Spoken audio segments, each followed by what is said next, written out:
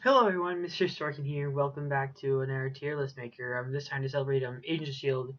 ending this month. I decided, hey, let's take a look at the main bads and rank them. We have them all the way from season 1 up to season 7, so let's rank them. And for those who don't remember, Garrett, Cheyenne, Hive, Aydah, Cassius, Ruby, Graviton, Izel, and Nathaniel. Now, because of the arc system, I know you're like, well, where's Eli Morrow, Dr. Radcliffe? Well, those arcs were kind of self-contained, and I really don't think of them as the big bads. Unlike where season 5, where they utilized the villain arc a bit better. But anyway, let's get to it.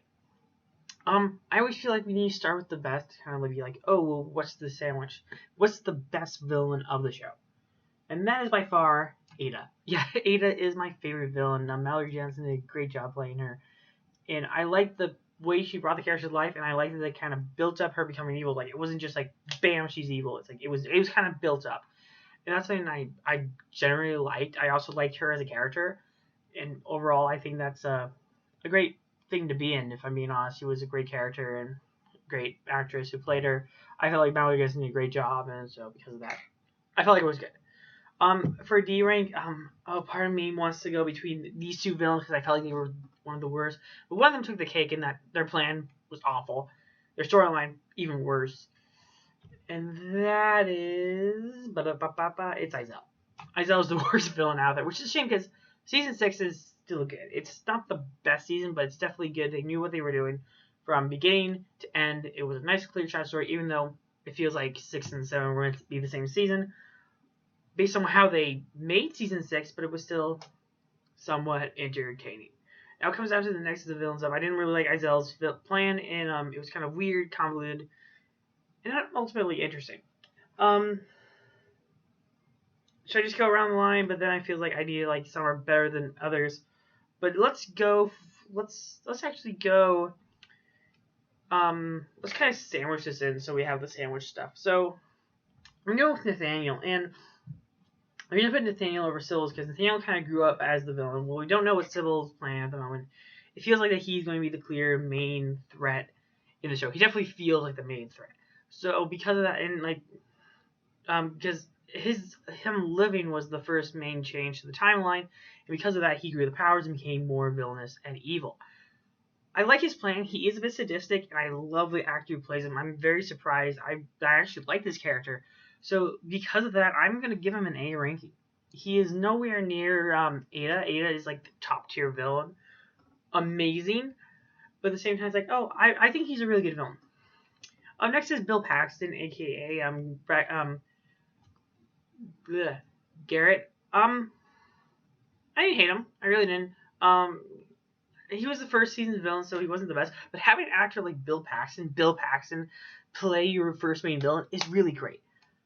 Too bad some of them kind of suffered in between, but at the same time, it's like I really like Bill Paxton's performance. It definitely brought as that was much needed to the show, especially during his first season. Because of that, I feel like overall I would have to give him a C ranking when it comes to a villain. But besides that, he's pretty entertaining. Watching Bill Paxton on the screen is always fun to watch. Next is Graviton, and Graviton was very rushed, if you remember correctly, in the show, because he was just kind of like, oh, we need a final storyline after Ruby had died, which we'll get to in a second. That being said, I really like Glenn Talbot, and this morphing of him becoming crazed was really interesting. As you can tell, I really like when they take a character that we've already established and we kind of get to grow with them, because then we get to like see like, oh yeah, we grow to like them because of this. I'm not getting to the part where I'm going to choose which ones are better at the moment, just putting them in the ranking. Because of that, I feel like he's one of the better villains throughout season 5. It ended the show, but he was still ended the show up to season 5. But overall, he was great. It's always great to see Graviton, and Adrian Patastar, who plays him, always does a great job playing Glenn Talbot. Because of that, I feel like he deserves at least an A rating just due to how awesome he was. Next, we have Cheyenne, who Cheyenne 180. But at the same time, you get the sense of her character, and she is a really. I felt her more malevolent character. Like she's like, oh, we know what's going on. We know what's gonna happen. It's like I'm manipulating all of these events, but you just don't know it. And I really like that in a villain. That's why I think Aydah's really high up, because it's like, oh, you feel like she's manipulating everyone. But at the same time, her plot was kind of rushed, and at the same time, I somewhat didn't care for it as much. Because of that, I think I do like Cheyenne. Don't get me wrong. I do like Cheyenne as a villain. I think she's one of the better villains. but because of that, I'm going to give Cheyenne a B ranking right above Garrett. But as you can tell, it's like there's an upward climb here, which we'll get to when we talked about Hive. But let's talk about Ruby, who was rushed. I liked her story and her concept. She did go kind of crazy, but I kind of liked it. Also, I didn't know where the character was going to go with her, and she was actually kind of interesting to that degree. It's like you didn't know what was really going on with her, and you were just like, oh, is she really going to do this? It's like, and it's like, well, no, she's not. And it's like, oh, wait, she is. So it was kind of fun to see that dichotomy within that character, but at the same time, he's like, it's Dove Cameron. She's not the best actress. The child actor is probably, yeah, but she's not the best actress. And I feel like that was a problem, because I felt like they were trying to build Ruby as, like, this polar opposite to Daisy, but at the same time, you had a better job with doing that with Cora, who is just introduced now as, like, a polar opposite to Daisy. I feel like Ruby was created in that sense of being the alternate Daisy. But because of that, I really don't like her character. I did like aspects of Ruby, but, I put her as C ranking. She's not ultimately really entertaining. Next we have Season 3's villain Hive. And say what you will about Season 3. Season 3 is probably Season 3 is a good season. It's not the worst season, because I think all seasons of Agent of S.H.I.E.L.D. are great except for Season 1, which is sad. But overall, Hive is an interesting villain.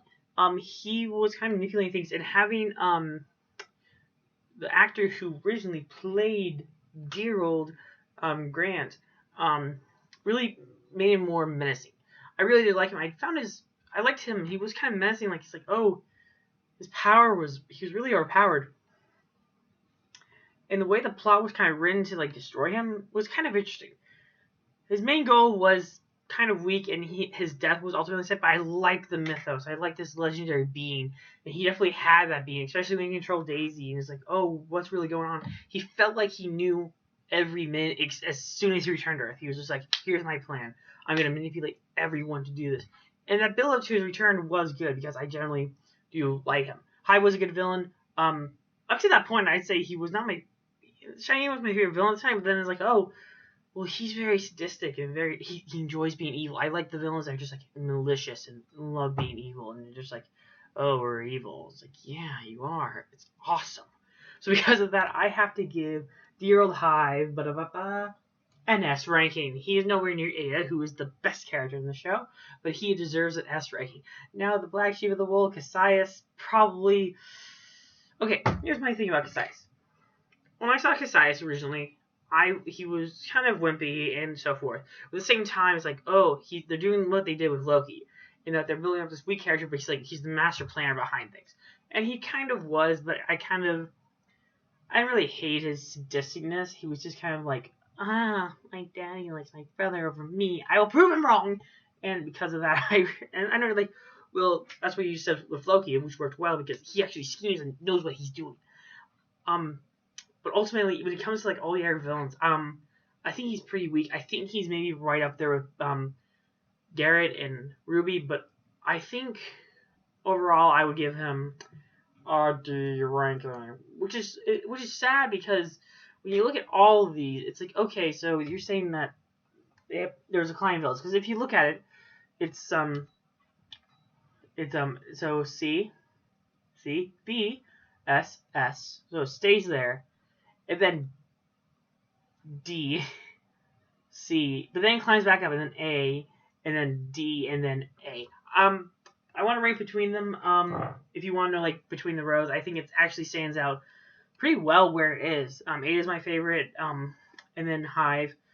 I generally like the idea of, like, these polar opposites to Daisy, and I feel like both Graviton and Nathaniel definitely clash in that regard in terms of being a nice nemesis for Daisy, and the whole team. The problem is sometimes when they do shows like this, they don't really create nemesis that's great for the team. They create them for one character in particular. But at the same time, those are the characters that kind of worked well, like Aydah and Hive. They were able to kind of, like, manipulate the whole team, which I kind of liked.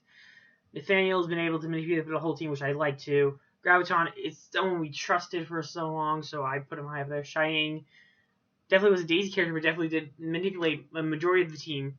But my problem is with the later ones, where Ruby was definitely a Daisy villain. Izel was mainly focused on Daisy, and so was Cassius. So because of that, I was just like not very interested when they're focused on one character.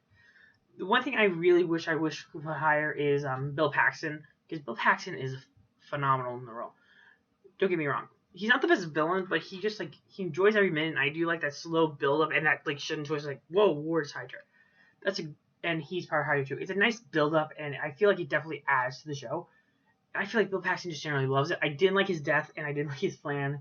I felt like it was rushed and kind of silly and stupid. What of these is my favorite, least favorite is Cassius. But if you could tell me in the comment section below which one is your guys' personal favorite, I'd love to have a nice spirited debate with you guys. Be like, hey, this is why I like this character, why I don't like this character. Anyway, join us next time as we rank all Agents of S.H.I.E.L.D. seasons. Bye-bye.